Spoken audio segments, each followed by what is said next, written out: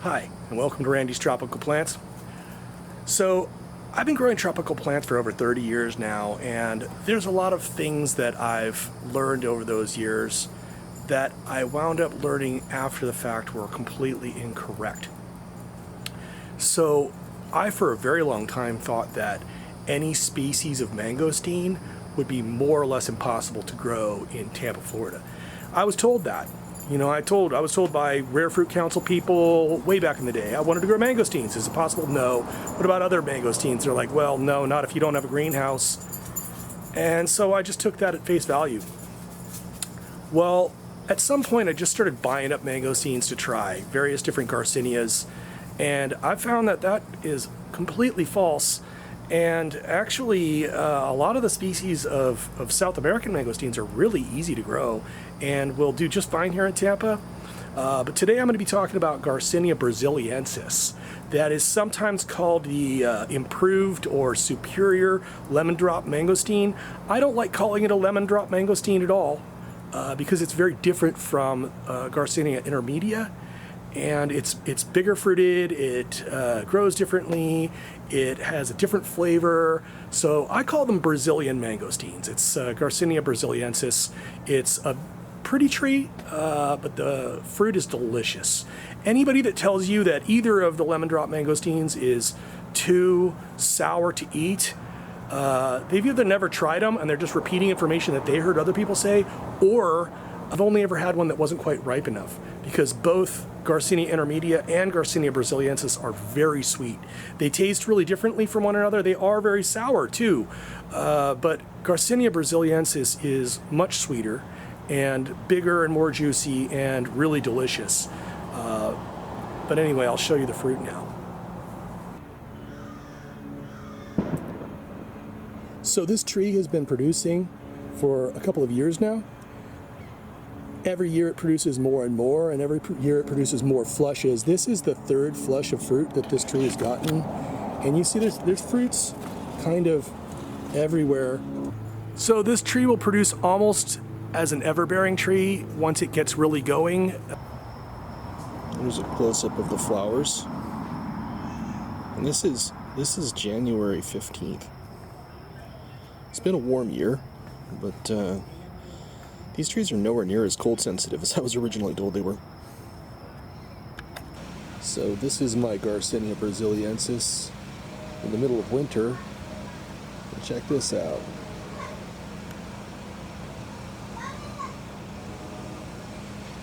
There it is. Beautiful ripe fruit that I'm going to eat right now. This is the size of the fruit. I've gotten bigger ones off this same tree. The flesh is white, and when it's allowed to ripen for several days, this turned yellow about 3 or 4 days ago, but I know to let them stay on the tree for longer than that, and then they get really soft, and this will be very sweet and delightfully sour, a little bit citrusy. It's absolutely delicious, becoming one of my favorite fruits. So the way I generally like to eat this fruit is to pop the whole thing in my mouth. It has a thin rind on it. I'm told it's edible, but it's kind of resinous flavored, so I generally spit it out. It also has 1 or 2 large seeds in there, which I'm going to sprout so that I can sell them to you. But I'd pop the whole thing in my mouth that way because it's mostly got a blast of juice inside, and I don't want to lose a single drop of it. The one complaint I have about the South American Garcinias that I've tried so far is that they don't have a lot of fruit on them. These are better than the intermedias, but they leave you wanting. Luckily the tree produces a lot of fruit, but I just do it, like I said, I pop the whole thing in my mouth.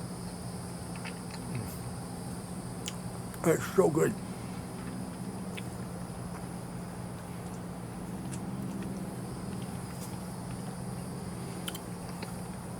The closest I can come to its flavor would be sort of an orange flavor. It's very sour, but also very sweet, like an orange has the citrusy sourness.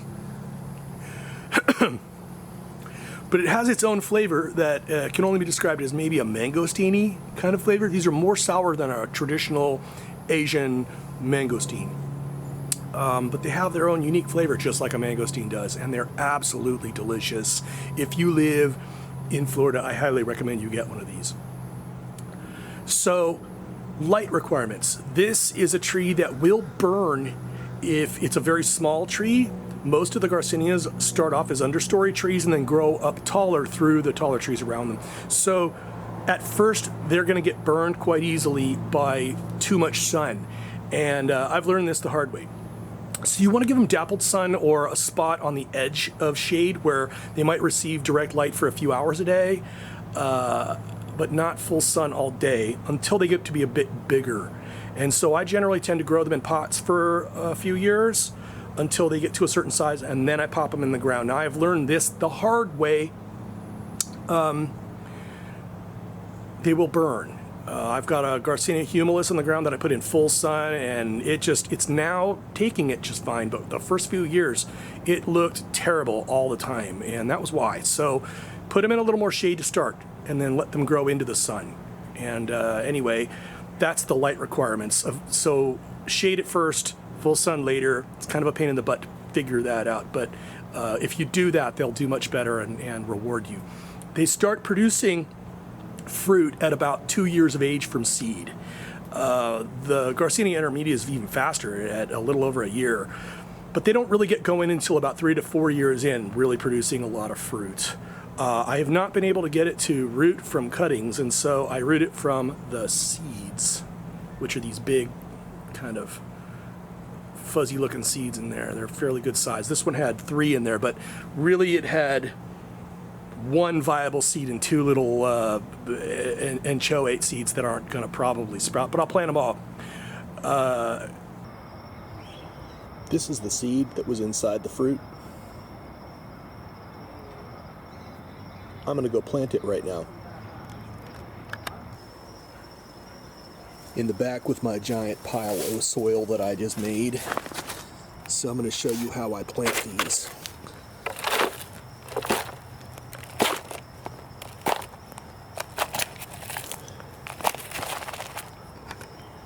So I literally just put it on the soil and push it barely under.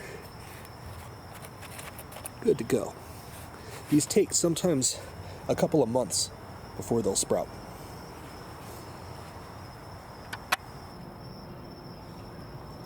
These are some seedlings I already have growing, and I will be selling these shortly. And here is that same seedling several months later, having sprouted. Water requirements for this tree are very high. This is a tree that the native South Americans that harvest this as bush food will literally harvest this at the rainy season. They have to canoe up to the tree to get the fruit. So it's practically an aquatic tree. It will live in dry soil during the dry period, but it's underwater during the wet period. So in winter, I don't water it, but in summer, if it's not raining, if like in spring and summer and fall when it's really hot, if there's not rain, you have to water it a lot.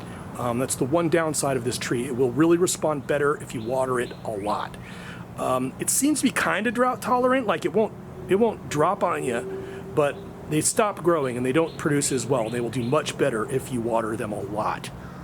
I hardly fertilize it. I've maybe put scattered 10-10-10 around the base of it once a year, if that. You don't really have to worry about fertilizing these very much.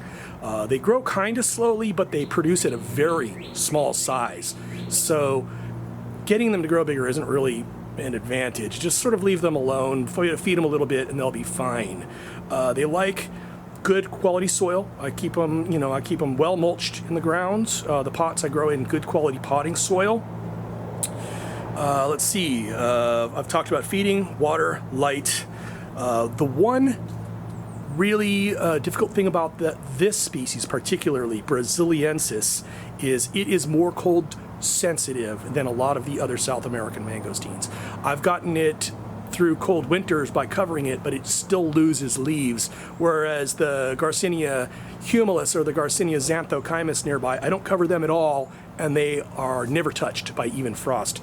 So there's a lot of variation within the species, within the genus rather, as far as cold tolerance goes. So you kind of have to know what each species likes. This one will definitely burn and die back a lot if the temperatures get below freezing. So at this point, I should have these available more or less all the time. I've got lots and lots of little baby seedlings, and I highly recommend them. I really do. If you're trying to expand out your rare fruit collection, I really think this is one that you should have. It's absolutely delicious. When I eat the last one for the year, I'm sad that they're gone. Anyway, I really appreciate you guys watching my videos. If you're watching this far and you're one of my subscribers, I really appreciate the fact that you guys are here.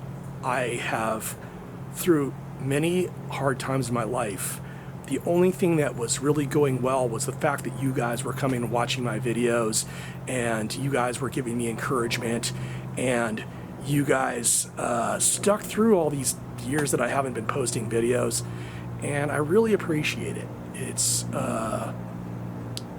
been more of a boon to my life than you realize, and it helped me through some rough times.